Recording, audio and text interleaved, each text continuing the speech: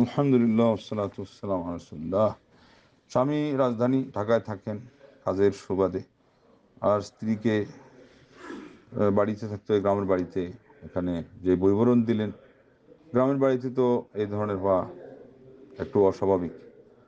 জায়গা প্রশস্ত হওয়ার কথা, রুম একাধিক হওয়ার কথা।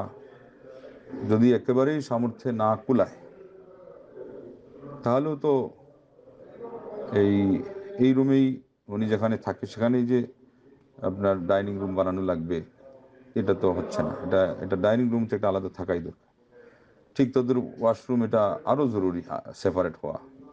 ড্রেসিং রুম আরও জরুরি সেপারেট হওয়া, ছোটোই হোক, যে অনাড়ম্বর অনাড়ম্বরপূর্ণই হোক, এটা খুবই জরুরি। আমাদের থাকা খাওয়া যতটুকু নেসেসারি নয়, তার চেয়ে ইসলামী শরঈ নিয়ম ফলো করা এটা আরও জরুরি। যদি এটা আমরা বুঝি, অনুধাবন করি, তাহলে তো আমাদের সবার আগে সেটা আমরা গুরুত্ব দেই।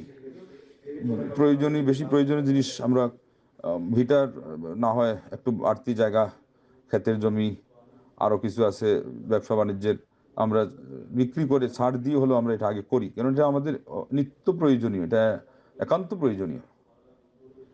তো সেগুলো করা দরকার। তবে বোঝানোর দরকার আছে, না বুঝে হঠাৎ করে তো সিদ্ধান্ত নেওয়া বা কিছু উচ্চবাচ্য করা যাবে না। ধৈর্য সহকারে ঠান্ডা মাথায় বুঝাইতে হবে, আল্লাহ রাব্বুল আলামিনের কাছে হেদায়েত চাইতে হবে, আল্লাহ যেন তাদের অন্তর খুলে দেন এবং তাদের তৌফিকও দেন। অনেক সময় সামর্থ্যের কারণে যদি হয়, তাহলে এটা আল্লাহ মাফ করবেন আশা করা যায়। এবং এখন যেটা করছেন, এটা সাধ্যপক্ষে আল্লাহকে ভয় করা, এছাড়া তো আর কোনো বিকল্প এই অবস্থায় নাই। আগে বুঝান স্বামীকে, স্বামী বুঝাক ওনার বাপ এবং ভাইদেরকে, অথবা শাশুড়িকে বুঝান, শাশুড়ি যদি থাকেন। তৃতীয় পক্ষ যাদের কথা ওনারা শোনেন, তাদের কাছে এটা পুরুষ হিসাবে পুরুষদের মাধ্যমে পৌঁছান, আর আল্লাহর কাছে সাহায্য চান। বিশেষ করে রমজান মাসে আল্লাহর পক্ষ থেকে গাইবী সাহায্য আসলে সমাধান হয়ে যাবে ইনশাআল্লাহ।